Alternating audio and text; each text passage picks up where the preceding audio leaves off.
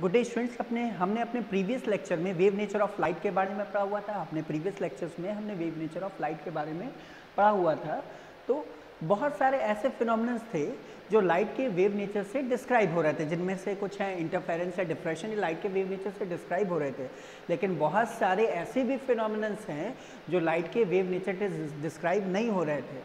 तो it means ये था कि लाइट, कुछ फिनोमिनन्स ऐसे हैं जो लाइट के पार्टिकल नेचर पर बेस्ड हैं, यानी लाइट पार्टिकल नेचर में भी होती है। और उनमें से एक फिनोमिनन है ब्लैक बॉडी रेडिएशन, ठीक है, तो जो कि लाइट के पार्टिकल नेचर पर बिहेव करता था। या हम ये कह सकते हैं कि ब्लैक बॉडी रेडिएशन एक ऐसा फिनोमिनन है जो वेव नेचर को फॉलो नहीं करता है। तो सबसे पहले ब्लैक बॉडी रेडिएशन को पढ़ने के लिए हम लाइट और मैटर के बीच का इंटरेक्शन देते हैं। अगर कोई वाइट लाइट किसी बॉडी पर एमिट होती है तो उसमें डिफरेंट डिफरेंट वेवलेंथ की लाइट होगी, क्योंकि हमने इलेक्ट्रोमैग्नेटिक स्पेक्ट्रम में आपको बताया था वाइट लाइट एमिट होगी तो डिफरेंट डिफरेंट वेवलेंथ की या फ्रीक्वेंसी की लाइट होगी। तो क्या हो सकता है, पहली कंडीशन है तो वो बॉडी जो है लाइट को एब्जॉर्ब कर सकती है।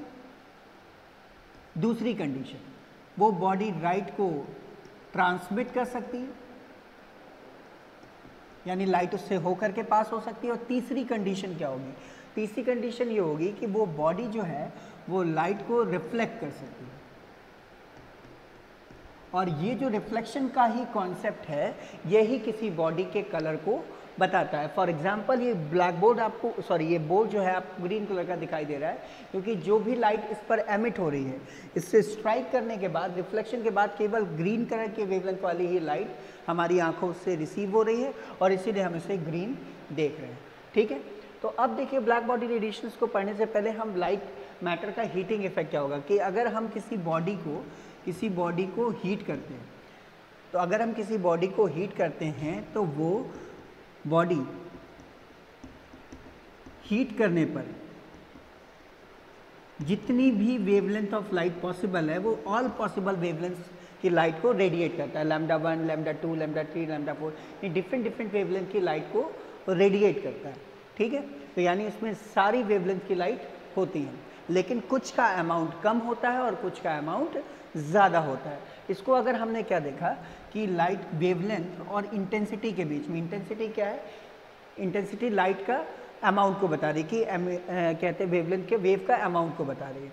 तो उसके बीच में अगर हमने ग्राफ प्लॉट किया तो देखा, जब वेवलेंथ ज़ीरो है, वेवलेंथ ज़ीरो है या वेवलेंथ बहुत कम है या ज़ीरो है, तो उस केस में इंटेंसिटी कम है, यानी वेव का अमाउंट जो है वो क्या है, कम है।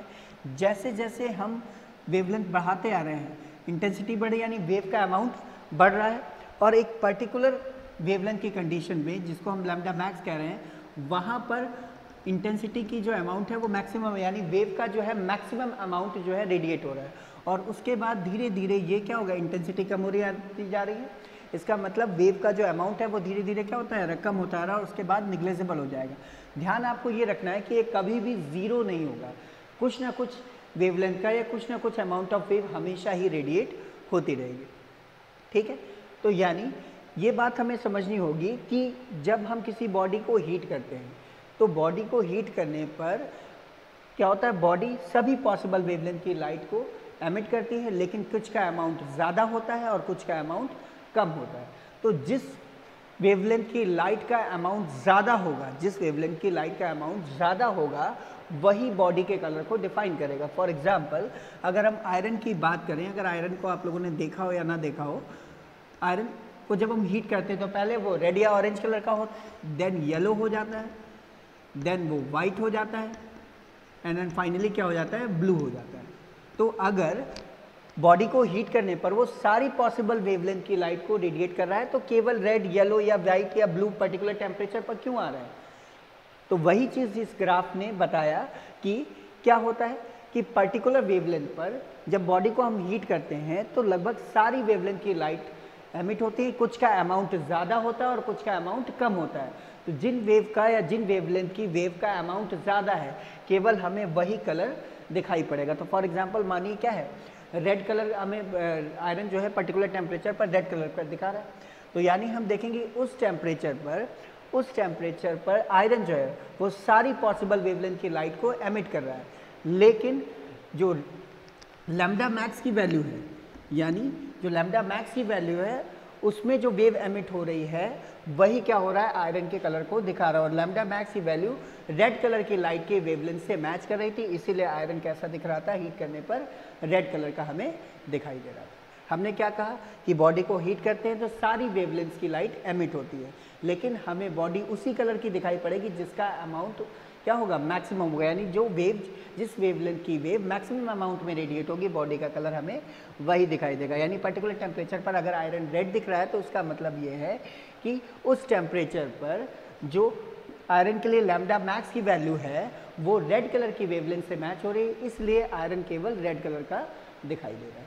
ठीक है, तो ये हो गया हमारा ब्लैक, जब बॉडी को हीट करते हैं तो क्या इम्पैक्ट पड़ता है। अब हमें देखना है ब्लैक बॉडी क्या है। तो ब्लैक बॉडी एक ऐसी बॉडी है जिस पर अगर हम कोई भी लाइट इंसिडेंट कराएं तो वो सारी लाइट को एब्जॉर्ब कर लेगी। यानी black body is a body which absorb all the light incident on it. ठीक है, तो अब देखिए क्या होता है, तो ब्लैक बॉडी जो है उसका जो रेडिएशन का कॉन्सेप्ट है, उसको हीट करें तो वो भी नॉर्मल बॉडी की तरह ही बिहेव करती है, वो सेम ग्राफ को फॉलो करती है। वैसे ही जैसे ब्लैक बॉडी को अगर आप हीट कर रहे हैं तो स्टार्टिंग में क्या होगा, जैसे जैसे लैम्डा की वैल्यू बढ़ती जाएगी, इंटेंसिटी बढ़ती जाएगी, एक लैम्डा मैक्स की कंडीशन आ जाएगी, पीक पर आ जाएगी, और उसके बाद वो धीरे धीरे कम होती जाएगी। तो ब्लैक बॉडी का भी जो हीट करते हैं तो उसका भी जो रेडिएशन है वो नॉर्मल बॉडीज़ की तरह ही होता है। तो क्यों ब्लैक बॉडी वेव नेचर को डिफाइन नहीं कर रही है, तो इसके बारे में देखना है।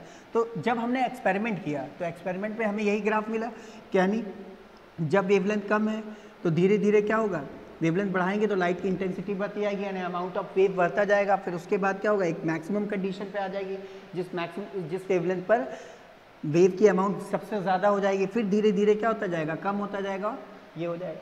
लेकिन जो थ्योरेटिकल कॉन्सेप्ट था जो लाइट के वेव नेचर को फॉलो कर रहा था, अगर उसके बेसिस पे हमने इक्वेशन को कैलकुलेट किया और जब ग्राफ प्लॉट किया तो हमने ये देखा कि लोअर वेवलेंथ के लिए लाइट की इंटेंसिटी ज़्यादा है, और जैसे जैसे वेवलेंथ हाई हो रही है तो वो धीरे धीरे इंटेंसिटी कम होती जा रही है। तो अगर हम देखें लैम्डा मैक्स की कंडीशन में देखें, हायर वेवलेंथ के लिए ये दोनों ग्राफ लगभग सिमिलर है, लेकिन लोअर वेवलेंथ के केस में दोनों ग्राफ्स में, थ्योरेटिकल वाले ग्राफ में और एक्सपेरिमेंटल वाले ग्राफ में एक ह्यूज डिफरेंस दिखाई दे रहा है। इट मीन्स लाइट का जो थ्योरेटिकल कॉन्सेप्ट जो वेव नेचर को डिफाइन कर रहा है उसमें कुछ ना कुछ तो गलती है, क्योंकि एक्सपेरिमेंट वाला ही हम सही मानते हैं। यानी थ्योरेटिकल कॉन्सेप्ट वेव नेचर में कुछ ना कुछ तो कमी है, और उस कमी को किसने डिफाइन किया, मैक्सवेल प्लैंक्स ने, प्लैंक्स क्वांटम थ्योरी को दे करके, जो कि लाइट के पार्टिकल नेचर को डिफाइन करता है। Okay class, that's it for today. Next video में हम लोग क्या पढ़ेंगे, प्लैंक्स क्वांटम थ्योरी पढ़ेंगे। Thank you class.